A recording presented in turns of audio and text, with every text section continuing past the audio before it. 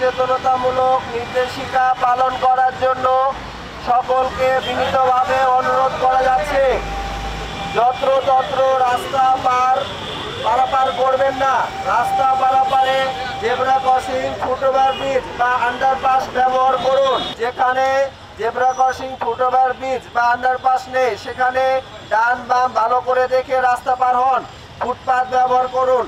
যেখানে ফুটপাত নেই সেখানে রাস্তা ডান পাশ দিয়ে একজনের পিছনে একজন চলাচল করুন। বাসে ওঠার সময় ডান পা এবং নামার সময় বাম পা আগে ব্যবহার করুন। মোটর সাইকেল চালনাকালে মোবাইল ফোন ব্যবহার করবেন না। চালক ও আরোহী উভয় হেলমেট ব্যবহার করুন। প্রচারে বিআরটিএ। প্রতিদিনই মানুষ দুর্ঘটনার শিকার হচ্ছে।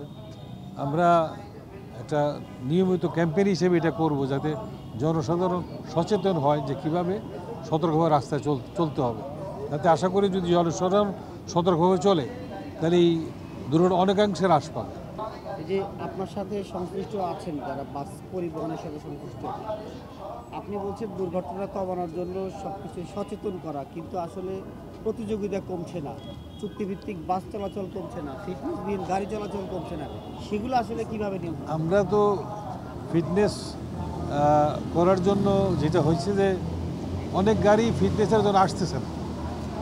এমনও বাস ঢাকাশে আছে যারা ফিটনেস ছাড়াই চলতেছে, তাদেরকে আমরা ধরার ব্যবস্থা করতেছি। একটা বিজ্ঞপ্তি দেওয়া হবে নির্ধারিত তারিখ দিয়ে, এই তারিখের মধ্যে ফিটনেস রিনিউ না করলে এই ফিটনেস বাতিল হয়ে যাবে।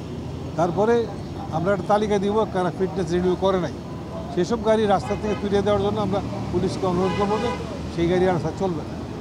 এবং আমরা শীঘ্রই একটা বাস রোড রেস্টুরেন্টে যাব, ফ্র্যাঞ্চাইজ হবে, সেভাবে একটা ব্যানার একটা কোম্পানির আন্ডারে অনেকগুলি বাস চলবে, ফলে প্রতিযোগিতা হবে না। আমরাও 40 বছর ধরে এই পরিবহনের সঙ্গে সম্পৃক্ত। আমাদের মালিক সংগঠন, শ্রমিক ফেডারেশন সহ আমরা দীর্ঘদিন যাবৎ আমাদের এই কর্মে আমরা ব্যস্ততা থাকি। আমরা ধন্যবাদ জানাই বিআরটিকে। তারা এই যাত্রী সচেতনতা, গাড়ির শ্রমিকদের সচেতনতা এবং মালিকদের সচেতন করার জন্য যে পদক্ষেপ গ্রহণ করেছেন, এটাকে আমরা বাংলাদেশ সড়ক পরিবহন শ্রমিক ফেডারেশনের পক্ষ থেকে অভিনন্দন জানাই, সাধুবাদ জানাই। এই কর্মসূচি পালন করার ক্ষেত্রে আমরা পরিপূর্ণ সহযোগিতা করব এটা প্রতিশ্রুতি দিয়েছি। আমরা শুধু দুর্ঘটনাকে কেন্দ্র করে এবং বিভিন্ন প্রয়োজনে শুধু আমরা সমালোচনা করতে যাব। আমরা আহ্বান রাখতে চাই বাংলাদেশ সড়ক পরিবহন শ্রমিক ফেডারেশন এবং মালিক সমিতির পক্ষ থেকে, আসুন দেশটা আমাদের সকলের, আমরা সকলের সম্মিলিত প্রচেষ্টায় আমরা যাত্রীদেরকে সচেতন করি, ড্রাইভারদের সচেতন করি, মালিকদের সচেতন করি, প্রশাসন এবং পথচারী।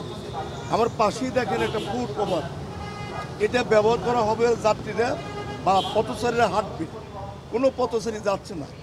একটা ড্রাইভার 40 মাইল স্পিডে গাড়ি চালিয়ে আসতেছে, তার কোনো সিগন্যাল নাই, তার সামনে দিয়ে এই ফুটব্রিজে না উঠে মাঝখানে দৌড়াচ্ছে। দুর্ঘটনা করলে যে যাত্রীটা বা পথচারী দৌড়িয়ে যাচ্ছে, গাড়ি নিচে পড়তেছে, তাকে দায়ী করা হয় না। দায়ী করা হয় কাকে? ড্রাইভার।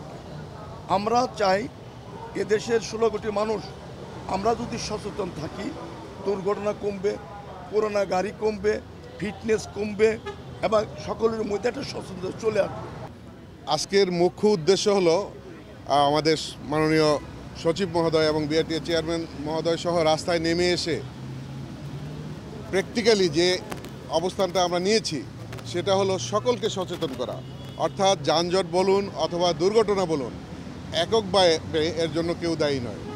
এর জন্য সম্মিলিত প্রয়াস দরকার, প্রচেষ্টা দরকার। তারই উদ্যোগস্বরূপ আজকের আমাদের এই কর্মপন্থা।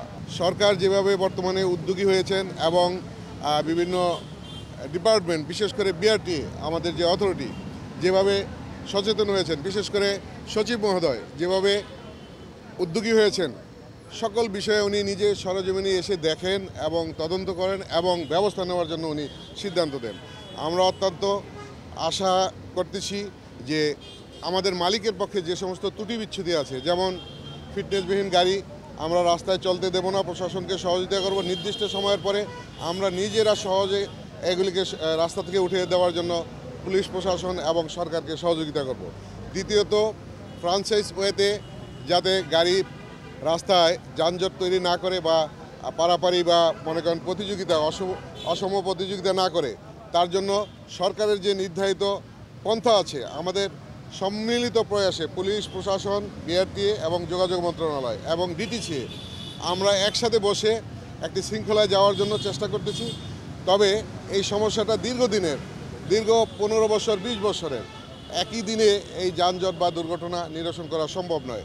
আমরা সরকারের পক্ষ থেকে যে উদ্যোগ পেয়েছি এবং আমরা যেভাবে সহযোগিতা করার জন্য এগিয়ে আসছি, মালিক শ্রমিকদেরকে আমরা সারা দেশে, শুধু ঢাকায় নয়, এই যে মডিফিকেশন এবং এই যে কাউন্সিলিং এর প্রকাশ যদি সকলের মধ্যে আমরা বিকাশ করতে পারি, তাহলে দেখা যাবে যে ক্রমান্বয়ে আমরা ধীরে ধীরে এর উন্নতি দেখতে পাবো। এক কথায় বলতে চাই, বিশৃঙ্খল অবস্থা আমরা মালিকরা রাস্তায়, শ্রমিকরা আমরা রাস্তায় দেখতে চাই না। এবং চুক্তিভিত্তিক যে গাড়ির কথা বলেছেন, এর সত্যতা আমি স্বীকার করছি। এই অবস্থা বন্ধ করে মাননীয় সচিব মহোদয় আমাদেরকে নির্দেশনা দিয়েছেন, বিআরটিএ চেয়ারম্যান মহোদয় আমাদেরকে ওয়ার্ন করেছেন। আমরা অচিরেই সকল মালিক শ্রমিকদেরকে নিয়ে কয়েকবার মিটিং করেছি এবং নির্দেশনা দিয়েছি, এবং এই ধরনের নির্দেশনা যারা না মানবে তাদের গাড়ি আমরা আমাদের সমিতির পক্ষ থেকে রোডে চলাচল বা সিরিয়াল আউট করে দেব। আমরা ওয়েবেল দেব না, আমরা তাকে চলাচল করতে দেব না। অর্থাৎ সার্বজনীন পরিবহন ব্যবস্থা করার জন্য সরকারের যে প্রয়াস, নিরাপদ সড়কের জন্য সরকারের যে প্রয়াস, এর সাথে আমরা একাত্মতার সাথে কাজ করব, ঐকান্তিকতার সাথে কাজ করব এবং সকলকে এগিয়ে আসার জন্য আমি আহ্বান করব। ধন্যবাদ। আসসালামু আলাইকুম।